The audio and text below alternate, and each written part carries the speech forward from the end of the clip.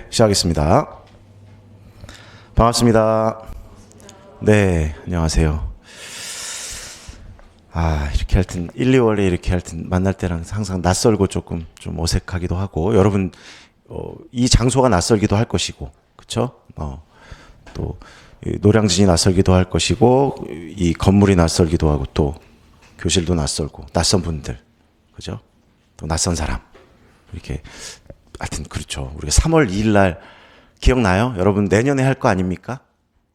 내년 3월 3일인가요?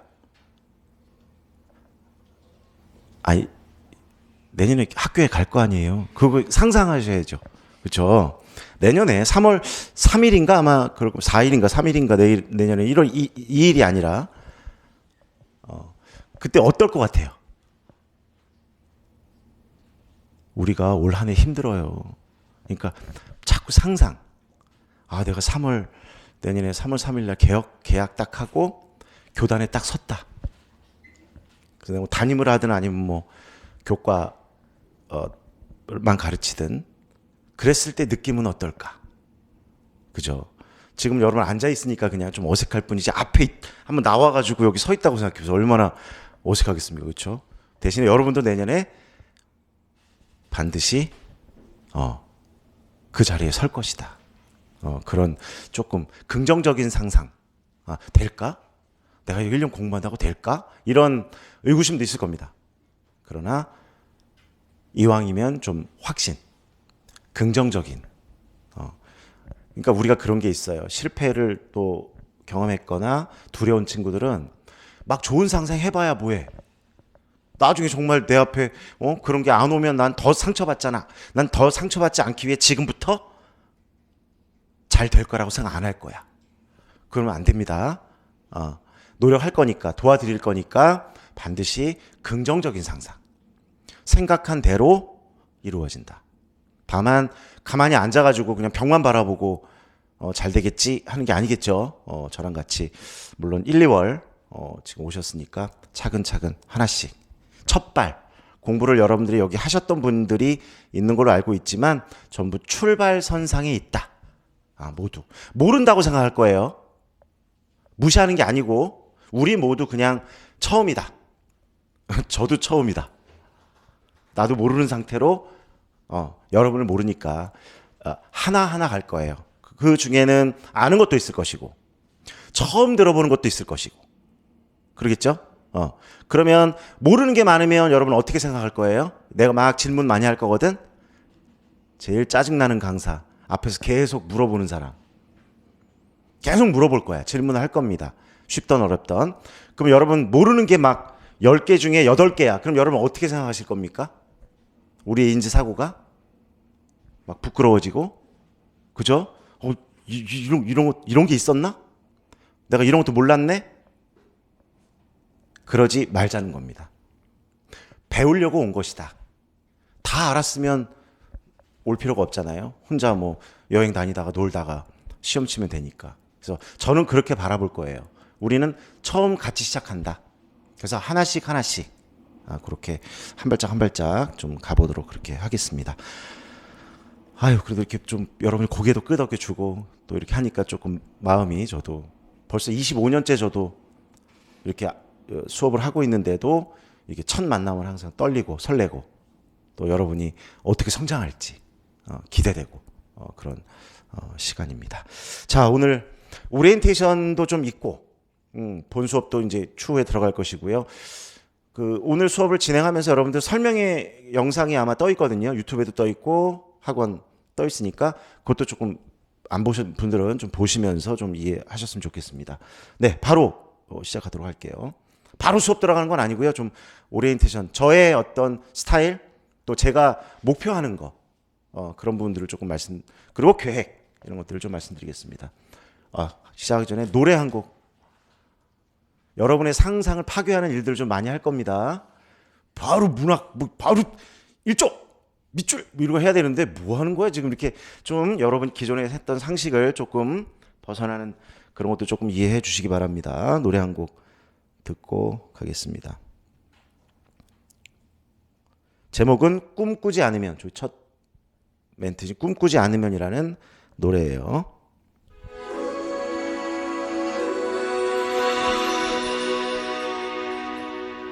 꿈꾸지 않으면 사는 게 아니라고 별의 마음으로 없는 게 가려내 사랑하지 않으면 사는 게 아니라고 설레는 마음으로 낯선 길 가려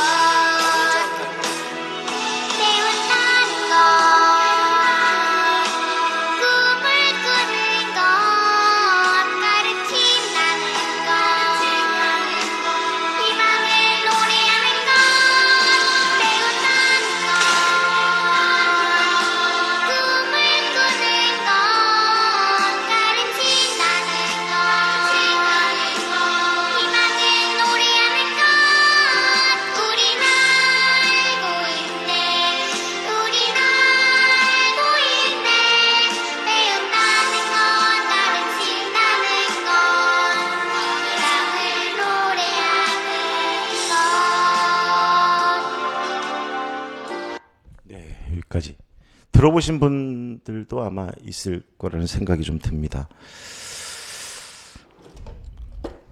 가사가 참 좋죠.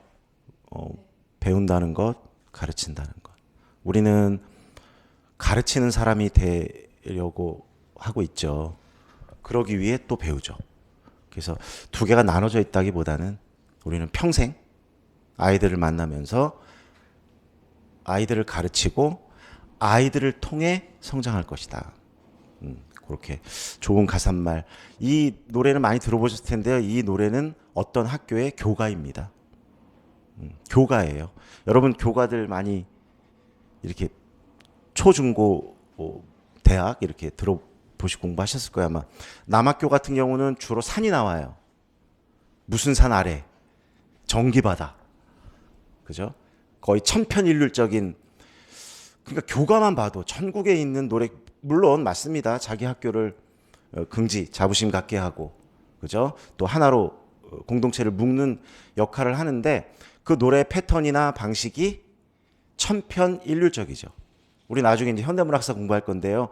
저는 항상 학교의 교가를 듣다 보면 개화기 시대의 창가를 듣는 듯한 서양에서 들어온 이런 악곡에 맞추어서 또 맨 처음에 들어가는 문구는 다 무슨 산, 뭐 아래 전기를 받아, 뭐 우뚝선, 뭐 이렇게 해서 막 그런 노래들.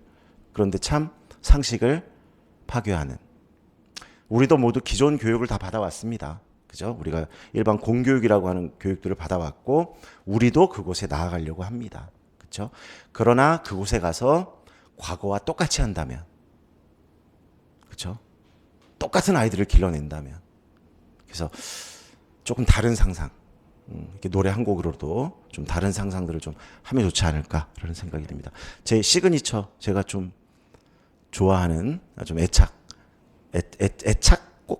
그런 노래입니다. 가끔 이렇게 한번 또 들려줄 수 있을 거예요. 다음, 네, 저는 송헌이고요. 제 소개 또 간단하게 드립니다. 저는 1999학년도 임용고시 합격을 했고요. 11년간 공립학교에서 근무를 했습니다. 담임교사로만. 중학교 3년, 고등학교 8년. 그래서 중학교 1학년만 못 가르쳐 봤어요. 2학년, 3학년, 고등학교 1학년, 2학년, 3학년 담임을 모두 했었고요. 좀 청운의 꿈을 품고 사표를 던졌습니다. 젊은 나이에. 제가 27살에 임용에 합격을 했으니까 한 38, 9 때쯤에 이제 사표를 던지고 전국을 주유하다가, 이유는 이제 교육이란 뭘까? 가르친다는 건 진짜 뭘까? 배운다는 건 뭘까? 그래서 그런 걸 찾으러 조금 많이 돌아다녔어요. 제 밥그릇, 우리 철밥통이라고 말하는 정년까지 보장되는 62세 보장되는 그걸 내려놓고 교육을 찾아서 이렇게 좀 다니고 그곳에 생활하고, 우리가 이름 들어볼지 모르겠지만 당시에는, 당시라고 하는 건 1999년도 정도에 대한교육이라는 것이 생겼습니다. 97년도에 간대학교가 처음 생겼죠. 이 노래가 바로 제천간대학교의 교가예요. 그래서 전국에 있는 그런 학교들, 대안적 모색, 뭔가 꿈을 꾸고 배우고 하는 그런 곳들을 좀 찾아다니고 가서 생활하고 학생들 만나고 선생님 만나고 그런 일들을 좀 오래 하다가 꿈을 또 새롭게 꾸게 됐어요. 교사가 되는 게 꿈이었는데 그 꿈을 좀 벗어나서 내가 한번 학교를 만들자. 그게 또 다른 목표로 세워졌죠. 아직 못 만들었습니다. 여전히 꿈꾸고 있고요. 여전히 교류하고 있고, 또 그래서 이제 또 꿈이 조금 이제 발전 변화는 뭐냐면 송원 아카데미. 제가 이제 이쪽에 나온 지가 이제 벌써 15년째예요. 15년째 이거 하고 있는 거야. 그러면서 꿈을, 여러분들을 만나면서, 선배들을 만나면서 이제 송원 아카데미라고 하는 거, 이제 그걸 꿈꿨는데, 그건 뭐냐면 저희 같이 공부하고 이런 생각을 나누고 했던 친구들이 이제 합격을 하지 않겠습니까? 그러면 그 친구들과 계속 연대해 나가고 있어요. 계속 만나고 연락하고, 이제 현직이죠. 현직 교사들. 그 친구들과 뭐 과거에는, 그러니까 코로나 이전에는 함께 만나서 뭐 노량진에서도 만나고, 저희 집에도, 저희 강화 살거든요. 그래서 논바닥이야. 집 앞에가 논바닥이라 이렇게 그냥 막 넓어요. 그냥 내 땅이 아니고 놈의 땅인데, 그런데 이제 와서 같이 1박 2일, 2박 3일 하면서 같이 이야기도 나누고 고기도 꺼먹고, 그러면서 아이들 이야기, 또 내가 이제 국어를 가르치고 담임을 하니까 그런 고민들, 이런 것들을 나눠오고 있어요. 근데 그것들을 조금 확장해서 조금 더 섬세하게 그러니까 이제 국어 교사뿐만 아니라 동료 교사들 함께 뭔가 소통하고 공동체적 각 학교에서 근무하지만 이제 그런 일들을 또 꿈꾸게 되었다. 그 꿈은 뭐 변한 거잖아요. 처음에는 제가 교사가 되겠다, 그 다음에 학교를 세우겠다, 그 다음에 아카데미를 만들겠다, 이런 것처럼. 그러나 일관된 건 있다. 뭐냐? 가르친다는 건 뭐고 배운다는 건 뭘까라고 하는 그런 고민 속에 있다는 거, 이렇게 좀 이해해 두시고요. 자, 이제 바로 이렇게 좀 제 얘기 간단하게 했고, 자, 문학 우리가 수업이기 때문에 무엇을 준비해야 하는가라고 하는 것 한 5가지 정도로 항목을 정해봤습니다. 첫 번째는 이제 강의 구성에 대해서 좀 말씀드릴 거고요. 두 번째는 강의 계획, 세 번째는 교재 소개, 네 번째는 이제 여러분들이 많이 또 궁금하실 겁니다. 범위는 어디까지, 그죠? 또 어떤 방법으로 할 것이냐. 그래서 이 용어를 어이구, 이걸 안 열어놨네. 이거였나?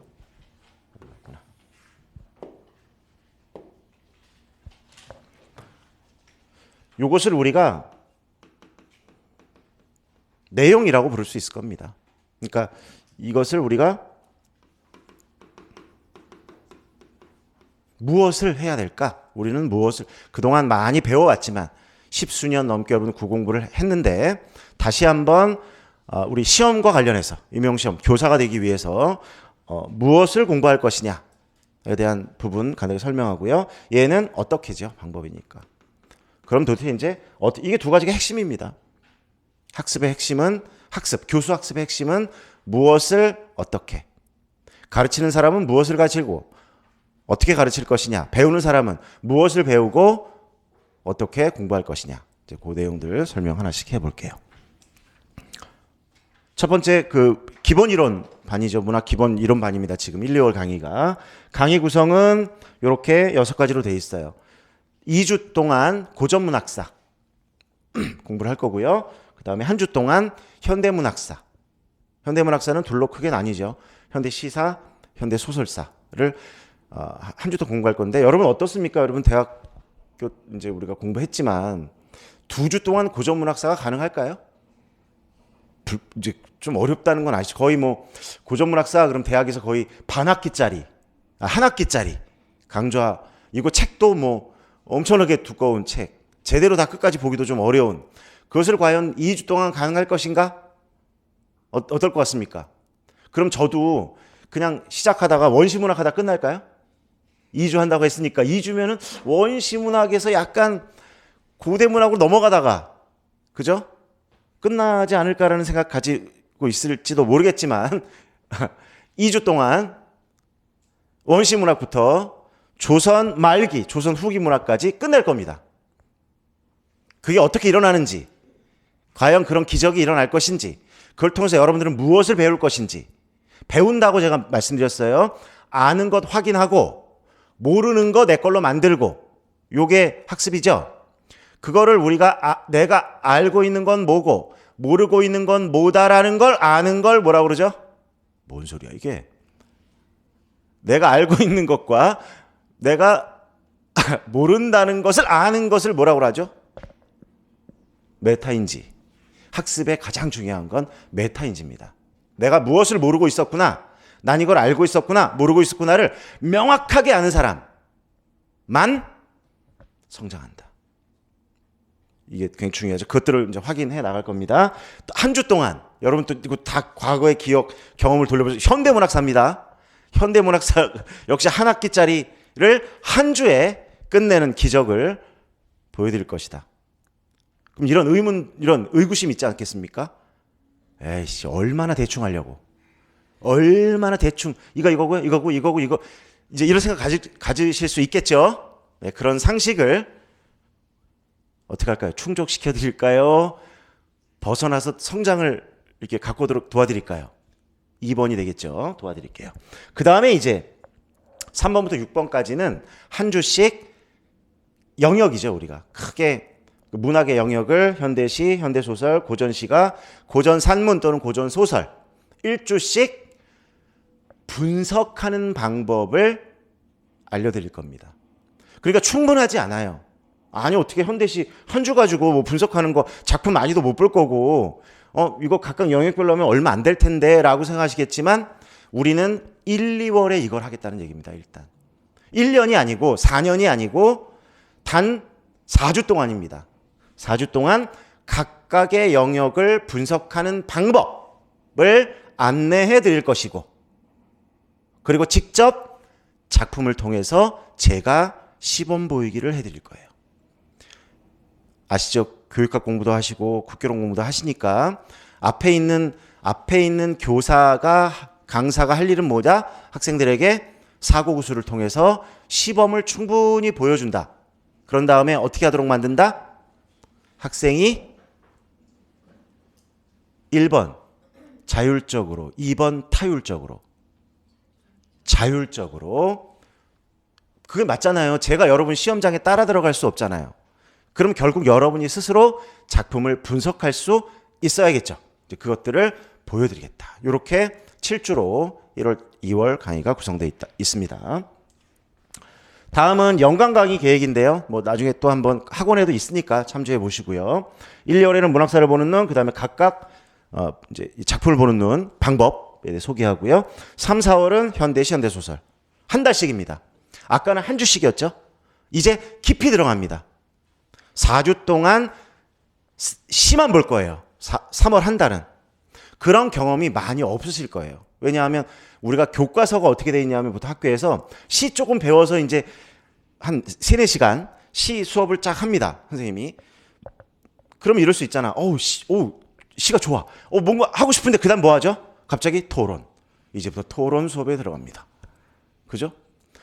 이제 그럼 토론 한번 해볼까? 어떤 건지 알고 싶어. 재밌을 것 같아. 딱 하면 뭐죠? 문장의 구조. 그래서 교과서가 정말 아이들의 성장을 돕고 있는 것인지도 우리가 한번 비판적 안목을 가져볼 필요가 있다. 그래서 이 방식은 주기 집중입니다. 4주 동안 한 60편 정도 될 거예요, 아마 시를. 제가 여기서 다 시범 보이게 해드릴 겁니다. 더 깊이. 그럼 여러분 그걸 계속 반복적으로 함께 공부하면서 보겠죠? 그러다 보면 저절로 어떻게 된다? 보인다. 대신에 분석을 이제 여러분들이 스스로 하셔야 되죠. 그것들을 과제로 내드릴 겁니다. 그럼 와서 검사 맡아야 돼요. 강제는 아니고요. 자발적입니다. 우리가 고등학교였으면 그렇게 또 할 수 있겠지만, 네, 그렇게 진행되고. 그래서 3월은 현대시, 4월은 현대소설, 5월은 고전시가, 6월은 고전소설 또는 산문. 자, 여기서 한 가지 의문이 또 들 수 있죠. 뭐다? 아니, 그럼 고전소설을, 산문을 6월 달에 배운다는 말인가? 시험이 얼마 안 남았는데 이게 가능한가? 어때요? 이럴 때 의문이 좀 들지 않나요? 가능합니다. 그러니까 여러분이 불안할 뿐이야. 불안하니까 보통 어떻게 수업한다? 3월 달에 현대시 한 조금, 현대소설 찔끔. 이것도 아니고 저것도 아니고 하긴 해서 불안감은 덜어지지만 깊이 있게 그것에 대해서 내가 하는 시간이 모자라요. 걱정하지 마라. 다 그렇게 합격하고 그렇게 성공합니다. 자, 여기서 한 번 했고요. 여기서 또 한 번 하겠죠. 여기서 또 한 번 합니다. 문제만 푸는 게 아니라 또 반복이에요. 또 반복. 그리고 모의고사 때 또 한 번 합니다. 결국 모든 영역을 4번을 반복하게 될 것이다. 그 다음에 고전소설은 현대소설과 닮아 있어요.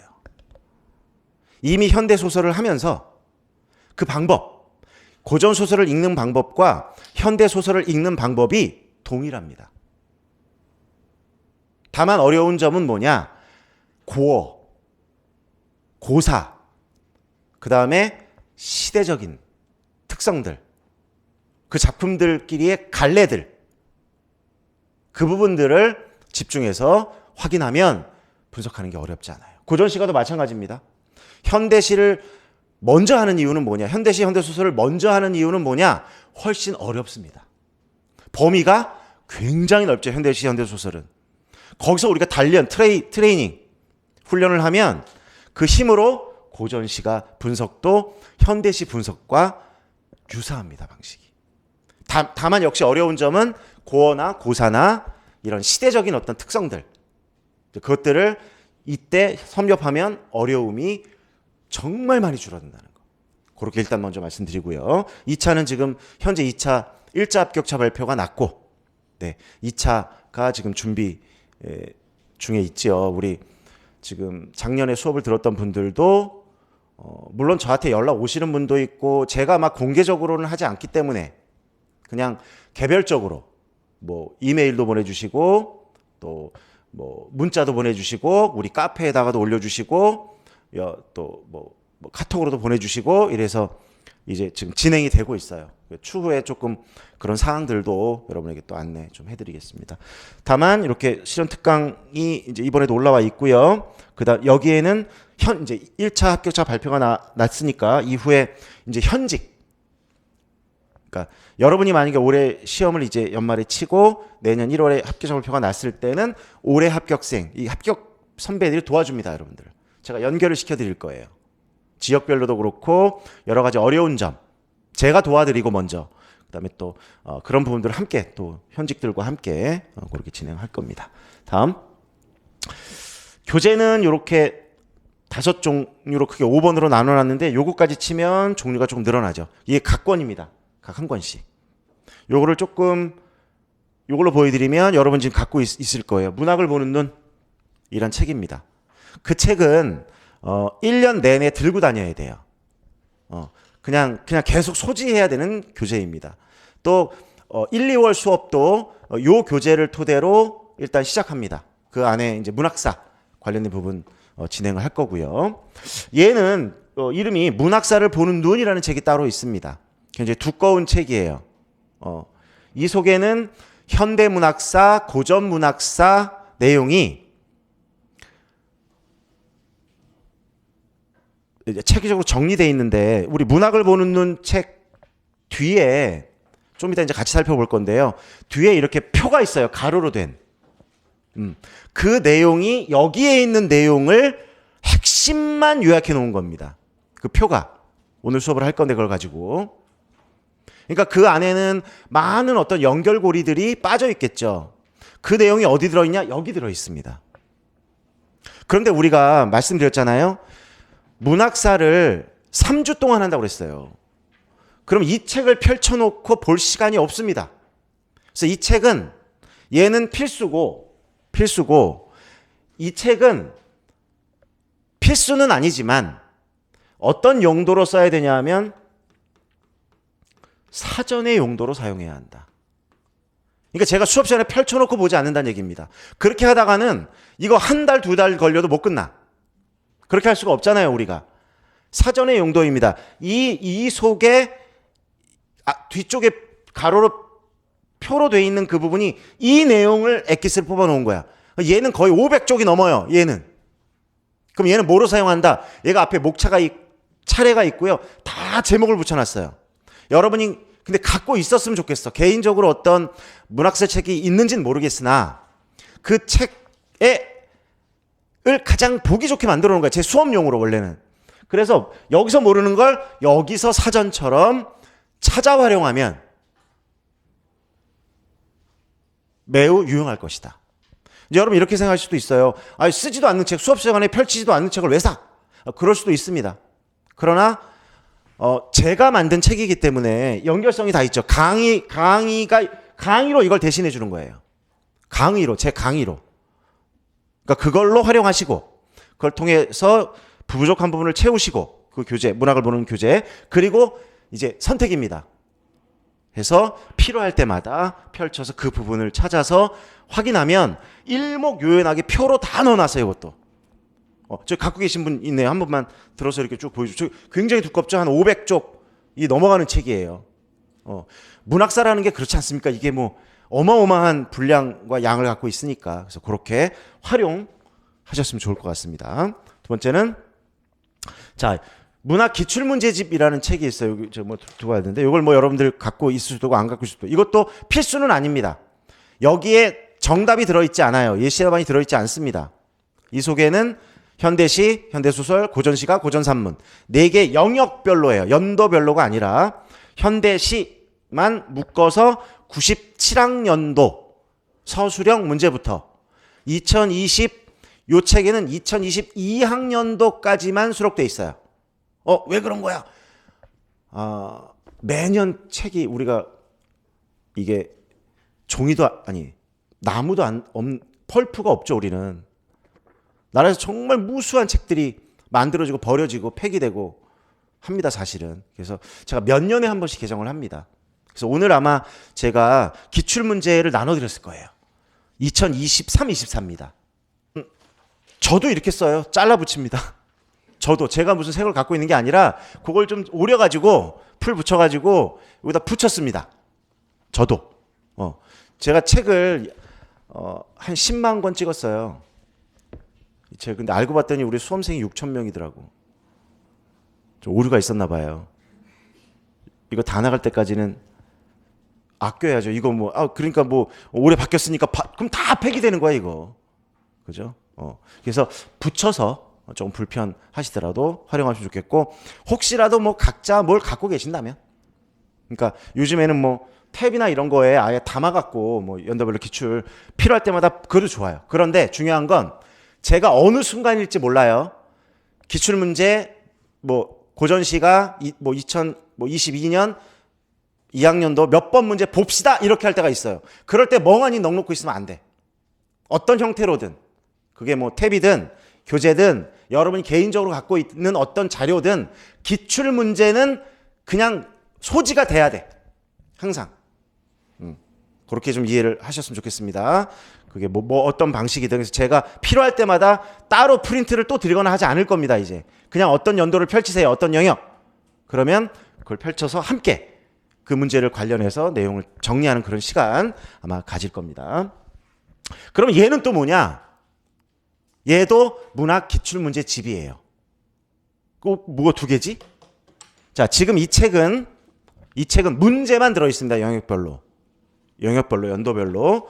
근데 이 책은 1997년도부터 2015년까지 해설과 예시답안이 모두 들어있어요. 특히 여러분이 어려운 게 뭐냐 하면 객관식 기출문제가 시험이 객관식으로 출제되었던 적이 있습니다. 2009년부터 2013년까지가 객관식 시절이에요. 그리고 2차 논술형. 그때 그 객관식 문제들을 여러분이 이제 만나보게 될 텐데 그거가 거의 잘 풀리질 않습니다. 굉장히 어려운 개념들이 많이 들어있어요. 그런데 그 객관식 시절에 있는 그 문제들에서 계속 문제가 나오고 있어요. 원천이 워낙 깊으니까. 객관식이니까 굉장히 어렵게 냈어요, 문제를 또. 지금 최근의 문제들은 상당히 그래도 좀 깔끔하게 조금 더 쉽게 내는 편입니다, 최근에. 이때 객관식 때 평균이 의외로 높지 않았습니다. 이게 찍어도 되는 문제였지만. 그래서 굉장히 깊어요, 내용들이. 이게 엄청난 내용이 들어있어. 이걸 다 끄집어내놨어요, 여기다가. 그러면 왜 2016년부터, 그러니까 사실은 2014학년부터가 우리가 뭐라고 부르죠? 예, 서다평이라고 부릅니다. 그 흐름은 알고 한번 자, 첫 출발이니까 그냥 말씀드릴게요. 1997년부터 2008년까지가 서술형입니다. 오래됐지만 97년이면 태어나긴 하셨죠, 여러분들.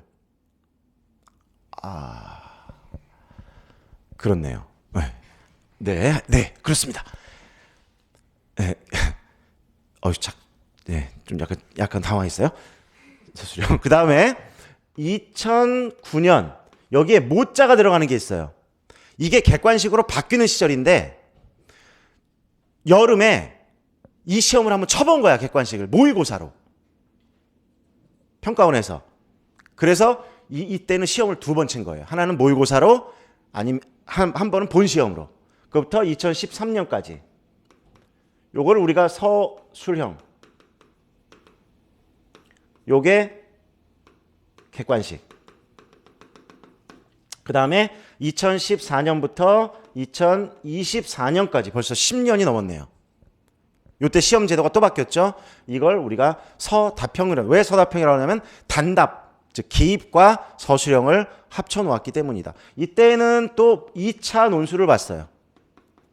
그러니까 1차가 객관식을 합격한 분들을 상대로 2차 논술형 시험을 쳤었다. 또 아시는 분들도 아시겠지만 처음이니까. 근데 요때까지 이제 지금 요 교재 속에는 요까지 들어있어요. 그럼 왜 2016년 이후부터 2024년까지는 안 넣냐? 송은 답을 모르나 보다. 그렇지 않습니다. 여러 가지 이유가 하여튼 있는데요. 하여튼 여러 가지로 생각 중입니다, 지금. 생각 중인데 어찌됐건. 왜냐하면 이 책을 만들었을 때 이 학원의 원장 선생님, 지금은 이제 퇴임을 하셨지만 그 원장 선생님이 이 책을 왜 만들었냐고 그러셨어요. 왜 출판했냐고 그러셨어요. 그냥 수강생들하고만 쓰지. 왜 그렇게 말씀하셨을까? 의도가 뭐였을까요? 하여튼 다 말씀드리지 못하는 그런 게 있습니다. 그러나 그러면 뭐야? 2015년까지밖에 없고 답도 없고 그럼 나는 기출문제 어떻게 공부해? 기출이 등대인데. 본 수업 시간에 다 해결해 드립니다. 완벽에 가까울 정도로 해드린다.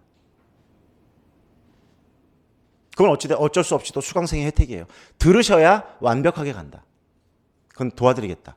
그래서 얘도 어떤 용도로 쓰냐면 하여튼 얘도 둘 다 필수는 아닙니다만 기출 문제는 반드시 어떤 형태로든 갖고 있어야 한다. 기출 문제는. 그리고 얘는 어떤 용도로 쓰냐? 얘를 보완하는 용도로 쓰겠죠. 2015학년도까지. 여기에는 해설이 모두 들어있기 때문에 얘를 보완하는 용도로 씁니다. 그러니까 얘를 펼쳐놓고 해설 몇 쪽을 보세요. 답을 보세요 라고 하진 않겠다는 겁니다. 제가 여기서 다 풀어드리지 직접. 여러분이 고개가 끄덕거릴 정도로 풀어드립니다. 자료 펼쳐놓고 밑줄 치고 이거 이런 이론에서 나왔죠? 이런 논문에서 나왔죠? 뭐 이런 해설에서 나왔죠? 밑줄 거봐요. 이렇게 써야 돼. 이렇게 하는 게 아니다. 다 수긍하도록 도와드릴 것이다. 그래서 결과가 중요한 결과보다 과정. 예시 답안을 도출하는 과정. 뭐가 필요하냐 도대체. 그거를 하나하나 낱낱이 이것도 역시 보완 용도로 활용하면 좋겠다. 다음은 이제 4권의 책이 있어요. 이렇게 생겼죠. 요게 작품을 보는 눈 현대시입니다. 현대시 작품만 들어있어요. 제가 직접 분석해놨습니다.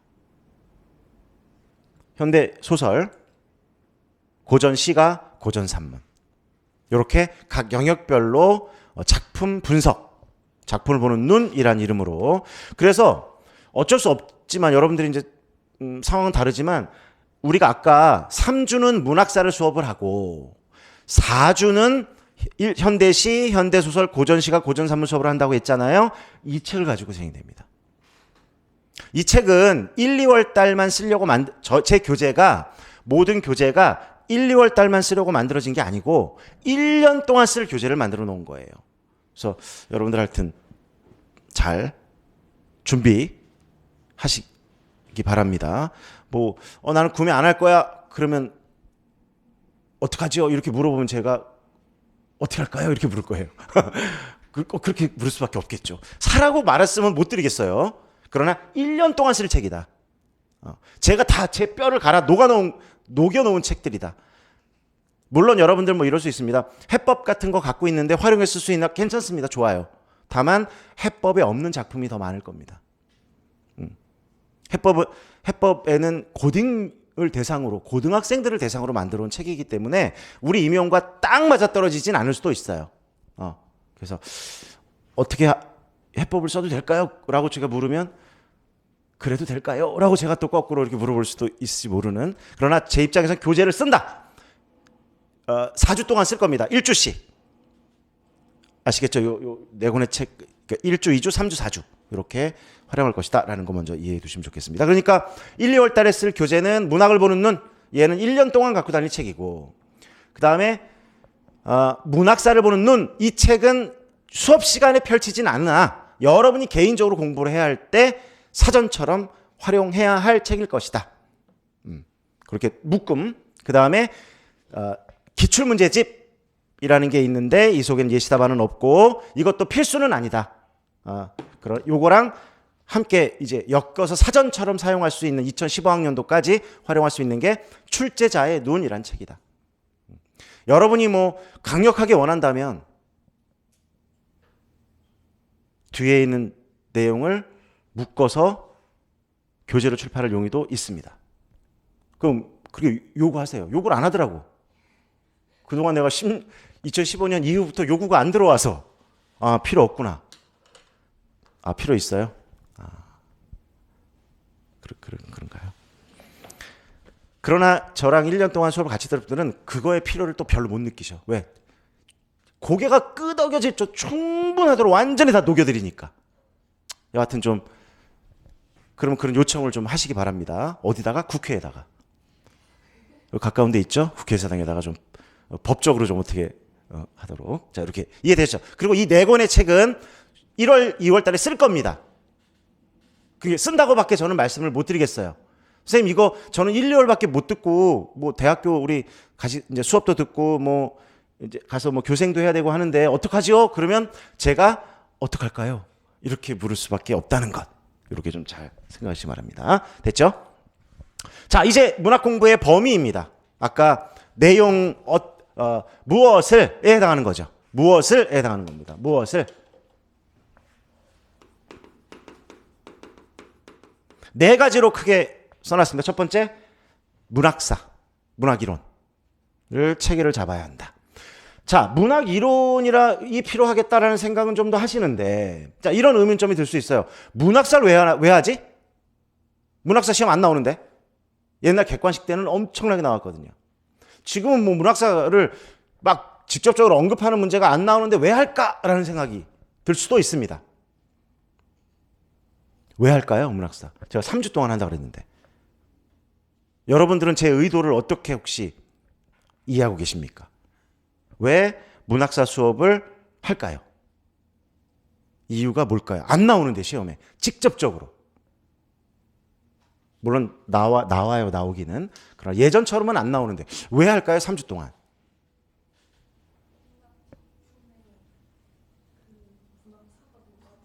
아, 그렇죠. 맞아요. 문학 작품 속에 문학사가 녹아들어 있기 때문이죠.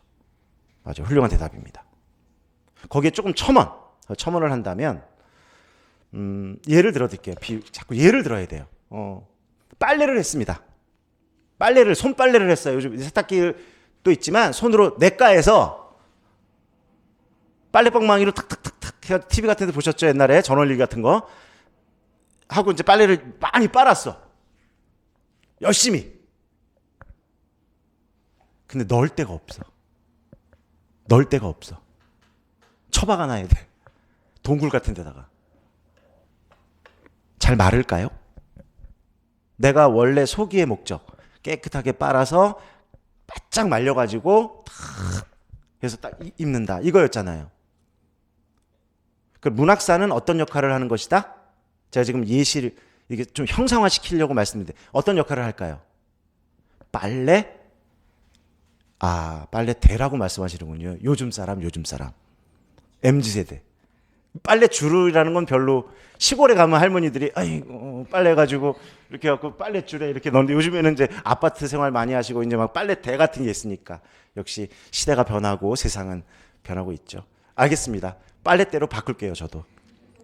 문학사는 저 옛날부터 빨래줄이라고 자꾸 그러면 약간 뭔가 좀 속된 느낌이 좀 있긴 하네요. 네, 좋아요. 문학사는 빨래대입니다. 빨래대가 튼튼하게 탁 준비되어 있다면 내가 하나씩 개별적인 빨래를 하나씩 빤다는 건 작품을 하나씩 분석해서 널어야죠. 이해되십니까? 그 순서와 위치, 그게 작품 분석하고 분석은 하는데 안 걸리면 얘가 떨어나가겠죠. 그럼 어떤 현상이 벌어진다? 알기는 아는 것 같은데 뭐였지? 언제 나왔지? 왜 나왔지? 아시겠죠? 그래서 문학사라는 건 우리가 저랑 비슷합니다. 문학의 흐름, 시간과 공간. 문학사 그랬으니까 역사니까. 시간. 여러분, X축, 시간. 이걸 공부할 거야. 그러면 이 시간 동안 변화가 있을까 없을까? 변화가 있겠죠. 변화가 있습니다. 그 변화는 어디서 일어난다? Y축. 공간. 어떤 장소. 어떤 시간에, 특정한 시간에 어떤 공간에서 일어나는 어떤 일들이 있단 말이죠. 그래서 역사와 연결되어 있다.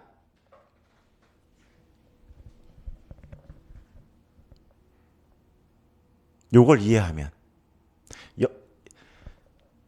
제가 아까 빨래를 빨아서 넣는다고 했지만 사실은 여기에 어떤 작품 A가 등장할 수 있겠죠. 그럼 얘는 X축과 Y축 좌표 속에서 만들어진 거야. 그럼 요걸 알면 이 작품을 이해하기가 쉽겠죠. 결국은 문학사를 하는 이유도 뭐냐? 작품을 제대로 잘 이해하기 위한 것이다. 그 이상도 이하도 아니에요. 빨래대 같은 역할을 한다. 작품을 더 잘 이해하고 서로 그 다음에 연결시켜 주겠죠. A와 B를, 작품 이때 이 작품과 이 작품을, 이렇게 되면 뭐가 생긴다? 이걸 우리가 뭐라고 부르죠? 교육학 용어, 국교론 용어로? 이게 머릿속에 있다. 이게 스키마예요. 스키마는 이렇게 짜여지는 거지. 낱낱의 작품들을 따로 보관한다. 그럼 연결이 안 되잖아. 그래서 문학사는 이걸 연결시켜주는 역할을 해요. 촘촘하게. 이거 이외에 다른 것은 그 방법이 없습니다. 그러니까 떨어지지 않게 만들죠. 튼튼하게 만들죠. 그래서 반드시 필요하고 이런 공부할 거고요. 작품 분석해야 되고요. 무엇을 할 거예요? 문학서 공부할 거예요? 이론 공부할 거예요? 작품 분석할 거예요? 그 다음에 문학 교육과정의 교과서 공부할 거예요. 다만 이것은 문학 시간에 하기가 양이 너무 우리가 할 게 너무 많기 때문에 그 다음에 연계성도 성취 기준이라는 것과 연계되어 있기 때문에 국교론 시간에 할 겁니다. 화법, 독서, 작문, 문학 4가지의 교육과정, 성취 기준 그때 하게 될 것이다. 워낙 너무 할 게 많아. 문학은 우리 해보면 알지만 정말 작품도 많고 해야 될 일이 많아요. 그래서 얘까지 여기 들어갈 데가 없어. 그래서 얘는 국교론 시간에 화법, 독서, 작문, 문학 이렇게 4개의 이론과 나머지는 뭐 화독적 이론 영역 공부하면서 성취 기준 공부할 것이다. 4번째가 또 너무 중요한 거. 바로 기출 분석이 정말 이렇게 말씀드릴게. 이거 적어 놓으세요. 혈서로. 혈서. 제가 이거 혈서 쓰란 말 여러 번 할 거거든요. 너무 중요해. 진짜 기출 문제가 다 풀린다면 그다음에 기출에 녹아있는 출제자의 의도가 보인다면 그럼 시험 치러 가도 돼요. 이런 의문 가지신 분이 있습니다. 기출 문제 어차피 나왔던 건데 이거 뭐 또 나오지도 않는 걸 내가 왜 봐? 아, 이거는 정말 큰 오산입니다. 기출 문제가 눈에 보이면 출제자가 왜 문제를 냈는지가 보여요. 그리고 지금 기출에 벌써 기출이 출제된 숫자가 한 97년부터라고 치면 거의 한 30회 시험을 친 거예요. 그러면 화법, 독서, 작문, 문학 이미 출제되었던 내용 속에 다음에 나올 내용들이 다 들어있습니다. 이걸 잘 하셔야 돼요. 다 들어있어요.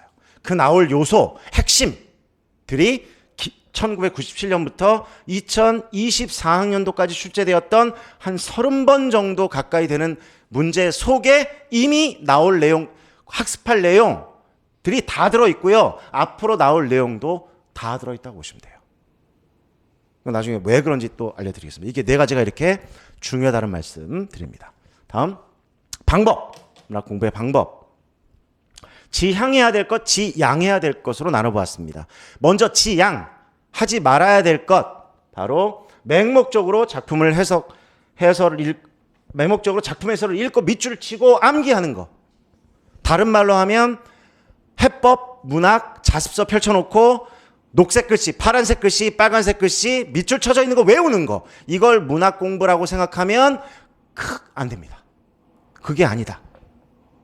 그거 여러분 처음에는 하기가 좋아요. 머리에도 쏙쏙 들어오고. 근데 양이 많잖아요. 우리가 하다 보면 어떤 증상이 일어나냐면 일단 가슴이 답답해집니다. 머리가 뜨거워지고요. 그리고 더 지나가면 구역질이 나기 시작해요. 구토 증세가 일어난다고. 그 정신 건강에 정말 안 좋아요. 처음에는 할만해. 막 하루에도 막 20개씩. 우와, 막 너무 멋져 자기가. 20개하고 40개하고 60개하고 넘어가면 어때요? 앞에 게 생각이 안 납니다. 그러면 이상해. 막 이상해요. 이렇게 많이 했는데 앞에 게 생각이 나고 또 새로운 작품을 보면 그냥 작품을 보면 해석이 안 돼. 그래서 그거는 안 돼. 안 된다. 그 다음에 왜 그러냐면 자습서는요, 결과 중심이에요. 과정이 없어요. 그냥 밑줄에 이건 다 결과만 뽑아 놓은 거야. 그러니까 왜 그런 어떤 과정을 통해 밑줄 파란색의 글씨가 나왔는지를 안 알려준단 말이죠. 그러니까 결과만 외우는 거지.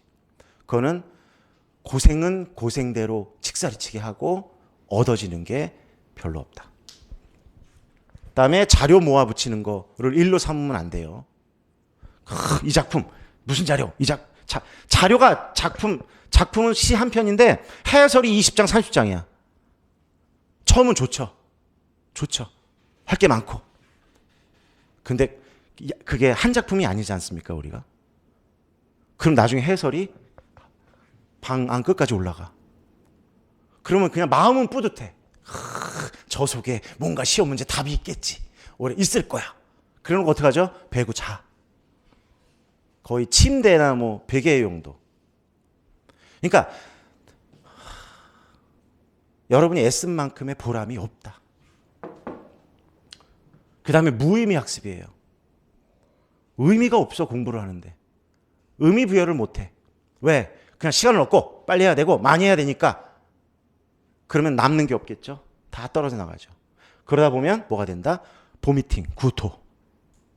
이걸 지향하고 해야 될 게 뭐냐? 단어 공부하셔야 돼요. 제가 이제 함께 할 겁니다. 왜 필요한지. 그 다음에 책에 잡을 거고요. 문학사 이론. 그 다음에 작품에서 할 거고요. 당연히 했고요. 그 다음에 바로 의미학습이에요. 의미학습이라는 게 뭐냐? 작품과 나의 삶을 연결시켜보는 겁니다. 그럼 두 가지 경우는 아닙니다. 첫 번째, 뭐죠? 나도 그랬어. 내 경험. 내 직접 간접 경험과 작품들을 매칭을 시켜보는 거예요. 그런 의미가 생깁니다. 그런데 작품에는 의외로 내가 경험하지 못한 세계가 훨씬 많습니다. 그때는 어떻게 연결시킨다? 만약에 태연이 부릅니다.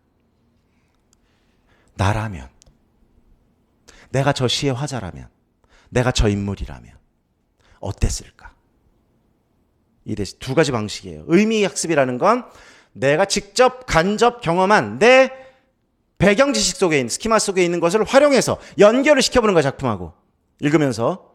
두 번째, 모르겠어. 이런 삶은 난 처음이야. 라고 했을 때, 만약에 내가 그렇다면. 이게 의미 있게, 뇌는 그럴 때 작동을 한다.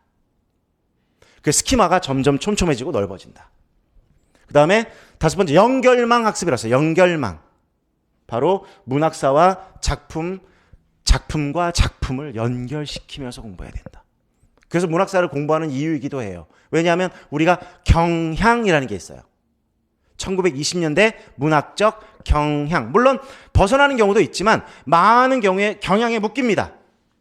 많은 작가들이 그 시대의 어떤 경향에 맞추어서 그 시대적 분위기, 상황에 맞추어서 작품을 쓴다. 그럼 이 경향을 이해하게 되면 작품들이 떨어지는 작품이 연결이 됩니다.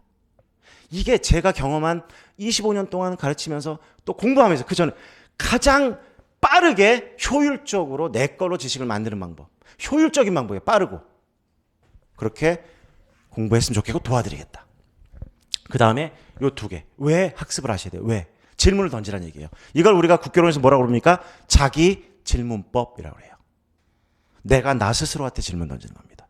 이건 왜 그렇지? 이 인물은 왜 떠난 거야? 이 인물은 왜 그립다고 말하고 있지? 이렇게 스스로 질문을 던지고 그 답을 스스로 찾으려고 노력하는 거예요. 답을 못 찾아도 괜찮습니다. 계속 그 답을 찾으려고 노력하는. 그래서 자꾸 왜라는 질문을 던져야 한다. 스스로에게. 두 번째는 얘는 예를 들면이에요. 형상화하는 거죠. 예를 들면 어떤 여러분이 국교론이든 뭐 문법이든 문학이든 좋습니다. 어떤 개념을 공부하거나 이랬을 때 개념을 외우려고 할 겁니다. 좋아요. 뭐 어떻게 되겠든. 근데 그 개념을 이걸 만약에 현실에 적용시킨다면 예를 들어보면 어떻게 설명할 수 있을까? 이것도 도와드릴게요. 어떻게 할 수 있는지. 그죠? 그 다음에 마지막으로 7번째는 설명학습이에요. 학습을 했다. 내가 공부를 했다. 한 다음에 이런 질문도 던졌고 예도 들어봤고 그런 다음에 뭔가 그걸 토대로 타인에게 설명해 보는 겁니다. 가장 가까운 가족을 괴롭히는 게 좋아요. 특히 어린 동생. 우리 교과와 무관해도 좋아요. 우리 교과하고 똑같이 나 스터디를 해야 되만이 아닙니다. 우리 교과와 문외한 관련 없는 사람에게 내가 그걸 설명할 수 있다면 그 사람이 그걸 그런 거야 라고 이해할 수 있다면 나는 그 내용을 어떻게 하고 있는 거죠? 확실히 알고 있는 거예요. 공부는 그렇게 나간다. 학습한 다음에 타인에게 설명해 보기도 하고 뭐 동교과 또는 뭐 가족 그것도 없다. 그럼 어떻게 한다? 어쩔 수 없이 인형을 놓고 설명합니다. 인형에다 대고 설명하는 거예요. 내가 교사인 것처럼. 근데 내가 하다 막혀. 나도 잘 모르겠어. 하다 보니까. 그럼 뭐야? 그 내용을 확실히 내가 모르는 거예요. 형상 못 시킨 거야. 근데 이 연습은 왜 중요하냐? 이건 1차 때도 너무너무 중요하지만 2차 때도 너무 중요해요. 결국 수업 시간을 할 때 이 내용을 수업해야 되는 것이기 때문에 이렇게 일단 해야 될 것. 이건 다 써놨지만 제가 수업 시간에 함께 여러분과 진행을 할 겁니다. 이렇게 이해를 좀 해두시면 좋을 것 같아요. 이제 제 추천 강의 저를 추천하기는 좀 뭐하잖아요. 제가 저를 김준 선생님 문법 강의를 추천합니다. 제 스승이세요. 대학교 때 문법 박사 이제 과정일 때 수업을 들어오셨어요. 저 이제 학부 때. 그러니까 저도 공부 방법을 전혀 몰랐어. 그냥 무대뽀였죠. 군대 갔다 와가지고 그냥 삽질만 2년 우리 6개월 동안 삽질만 하다 와가지고 아무것도 모르는 상태로 수업을 듣으니까 멘붕 상태였어요. 저도 멘붕. 근데 선생님께서 들어오셔가지고 아까처럼 공부 방법 어떻게 공부해야 한다. 그러면서 하여튼 제가 한 번에 임용을 합격한 절대적인 분입니다. 전 4학년 때 합격을 했어요. 제가 저 어렸을 때 무슨 국어를 잘하고 국어만 100점 맞고 아니요. 저는 국영수 사과 잘 다 못했어요. 뭐 특별히 잘하지 못했어요. 그런데 대학교도 그냥 어떻게 재수했어요. 전 대학교를. 공부 방법도 몰랐고 어떻게 하는지도 몰랐고 그냥 미련하게 앉아서 암기만 하면 되는 줄 알았고 대학교 1학년 때까지 몰랐어요. 그거를. 그리고 군대를 갔다 2학년에 복학을 하고 멘붕에 빠져 있는데 선생님 정말 빛처럼 다가오셔서 공부는 이렇게 해야 되는 거다. 그 말씀대로 노력했더니 4학년 때 합격을 하게 되더라고요. 저에게는 정말 은인이신 선생님이십니다. 문법에 또 선생님 문법 듣고 제가 또 학부 때 문법은